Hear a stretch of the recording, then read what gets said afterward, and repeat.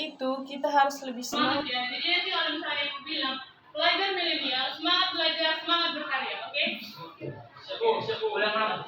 Pelajar milenial Harus lebih semangat lagi dong. pelajar milenial.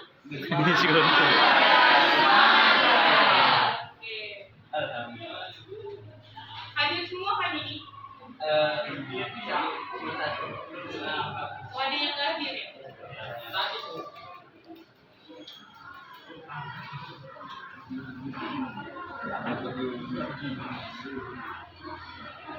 Nah, hari ini kita akan belajar mengenai persamaan dasar akuntansi.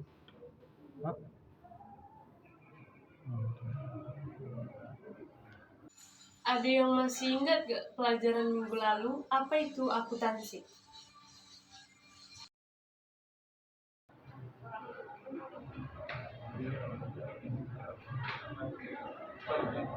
Yang tahu yang kamu silakan. Akuntansi merupakan sebuah informasi yang menjelaskan kondisi keuangan perusahaan kepada pihak-pihak yang membutuhkan laporan tersebut untuk segala jenis kegiatan dan juga untuk menentukan posisi. Oke, bagus. Ada yang mau nambahin lagi? Nggak ada. Jadi Benar ya yang disampaikan teman kalian tadi bahwa akuntansi berasal dari kata asing yaitu accounting yang dalam bahasa Indonesia adalah menghitung atau mempertanggungjawabkan. Jadi, akuntansi itu sebuah kegiatan mengidentifikasi, mengklasifikasi, meringkas, dan mengelola data keuangan. Nah, apa sih manfaat akuntansi itu? Akuntansi bisa digunakan sebagai sumber informasi kepada pihak yang membutuhkan. Kemudian, yang kedua, akuntansi bisa sebagai bahan evaluasi keuangan. Dan kemudian yang ketiga, sebagai bukti keuangan yang dapat dipertanggungjawabkan. Dan terakhir, akuntansi ini juga dapat digunakan sebagai pembantu pencatatan ekonomi keluarga. Jadi, tujuan dari pembelajaran kita dalam persamaan dasar akuntansi ini yang pertama, setelah mengamati dan mendengarkan pembelajaran, peserta didik atau kalian mampu menjelaskan apa itu pengertian persamaan dasar akuntansi. Kemudian yang kedua, setelah mempelajari bahan ajar, kalian mengerti apa itu akun-akun yang terdapat dalam persamaan dasar akuntansi. Kemudian yang ketiga, kalian mampu menjelaskan dan membuat persamaan dasar akuntansi ini. Nah, kita masuk kepada materi persamaan dasar akuntansi. Apa sih persamaan dasar akuntansi itu? Nah, persamaan dasar akuntansi adalah suatu kesatuan atau persamaan yang menjelaskan bahwa aktiva atau harta itu jumlahnya sama dengan liabilitas ditambah modal. Nah, dalam rumus, aktiva sama dengan aset atau juga disebut harta sama dengan liabilitas atau utang ditambah dengan modal. Nah, di sini Ibu menjelaskan, misalnya spidol ini. Nah, spidol ini kan kita sebut sebagai harta milik kita. Nah, spidol ini kita dapatkan dari mana? Kalau misalnya kita mengutang atau kita meminjam punya teman, ini disebut sebagai utang. Sementara kalau kita membelinya dengan uang sendiri, ini disebut sebagai modal. Mau ditanyakan? Oke, kita langsung masuk ke contoh biar lebih jelas. Nah, contoh transaksi yang pertama.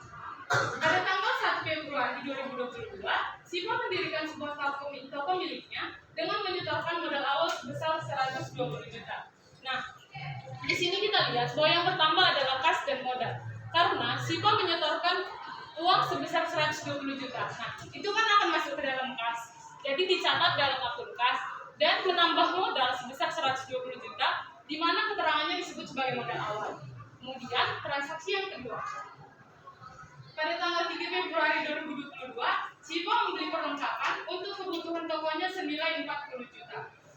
Nah, di sini atas transaksi ini maka akan dicatat dalam perlengkapan bertambah sebesar 40 juta, kas berkurang sebesar 40 juta karena kas ini tadi digunakan untuk membayar perlengkapan yang dibeli. Oke, yang ketiga, pada tanggal 5 Februari, Siva memperoleh pendapatan sebesar 100 juta. Nah, di sini dalam aktiva itu tidak ada akun pendapatan. Pendapatan itu mempengaruhi modal dan kas. Jadi dicatat dalam kas bertambah sebesar 100 ribu, kemudian pada modal bertambah 100 ribu, di mana keterangannya adalah pendapatan. Nah, dari ini semua nanti dijumlahkan. Yang pertama tadi kan 120 juta itu modal awal. Nah, modal awal berarti 120 juta. Kemudian yang kedua, membeli perlengkapan. Nah, perlengkapan ini tadi mempengaruhi kas, di mana kasnya itu berkurang 40 juta, kemudian perlengkapan bertambah 40 juta. Kenapa dia tidak mempengaruhi modal? Karena kan seperti kita bilang tadi, bahwa aktiva itu sama dengan pasifa. Jadi, kalau misalnya kita membeli perlengkapan, itu tidak mempengaruhi modal, karena itu sama dengan aset yang berubah bentuk dari uang kas, berubah menjadi bentuk perlengkapan.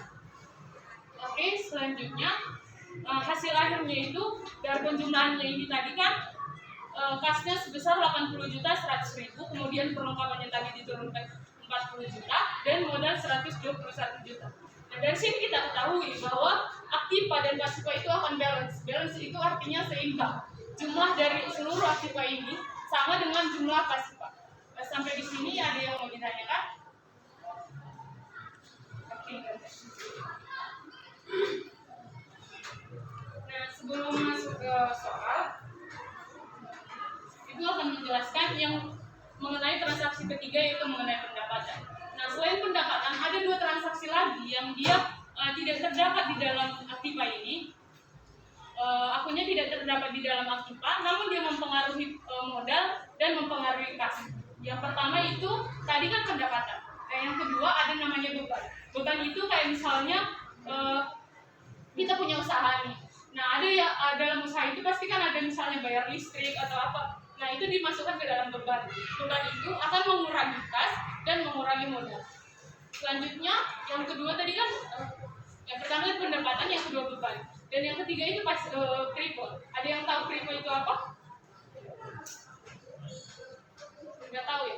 Jadi kripo itu adalah pengambilan pribadi. Soalnya kalian punya usaha nih. Kan pasti akan ada satu saat ketika kalian mengambil uang dari usaha yang kalian ambil itu, kalian jalankan. Nah, itu disebut sebagai kripo. Nah, kripo itu mengurangi kas dan mengurangi modal. Oke, sampai sini mengerti? Baiklah, kita akan masuk ke soal pertama. Sama seperti contoh yang Ibu jelaskan tadi, pada tanggal 3 Agustus 2021, Tamara menyetorkan ke perusahaan sebesar 200 juta sebagai modal awal. Coba kamu jelaskan bagaimana pencatatannya tadi? Yang pertama tadi, pertamanya di mana? Kas 200 juta.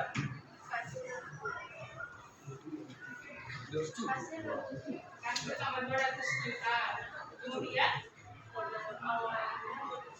Nah, modal awal 200 juta. Nah, selanjutnya yang kedua, PT Tamara Research membeli perlengkapan kantor seharga 15 juta. Ada yang mau jawab? Pencatatannya itu bagaimana? Sama seperti pencatatan yang dijelaskan tadi.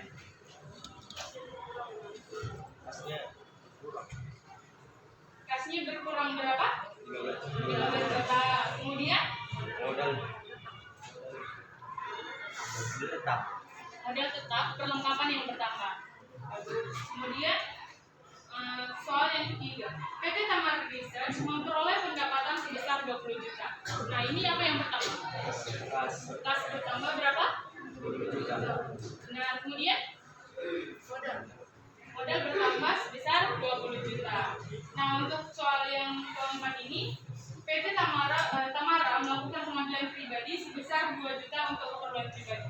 Nah, pengambilan pribadi ini yang Ibu tadi sebut sebagai pripo. Pripo itu mengurangi kas dan mengurangi modal. Jadi pencatatannya bagaimana? Kas 2 juta. Kas berkurang sebesar 2 juta, kemudian modal berkurang 2 juta. Nah, bagaimana? Jadi cukup sekian pelajaran kita hari ini. Jadi Ibu ingin menegaskan kembali bahwa persamaan dasar akuntansi itu adalah sebuah persamaan atau kesatuan yang dimana menyatakan bahwa aktiva atau harta itu sama jumlahnya dengan liabilitas ditambah ekuitas. Liabilitas itu apa, Bu? Liabilitas itu tadi hutang dan ekuitas itu modal.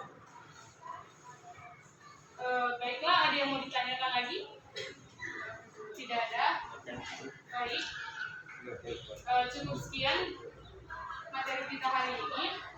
Ibu mau kalian mengulang menulis atau mencatat soal yang ini tadi, soal yang terakhir tadi. Kalian catat bagaimana pencatatannya dalam persamaan dasar akuntansi.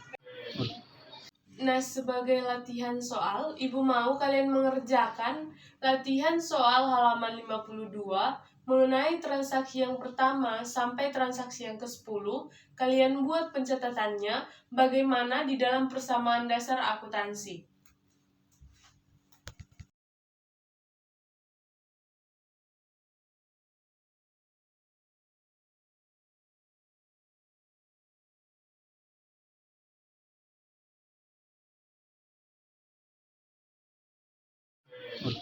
Baiklah, sekian, selamat pagi.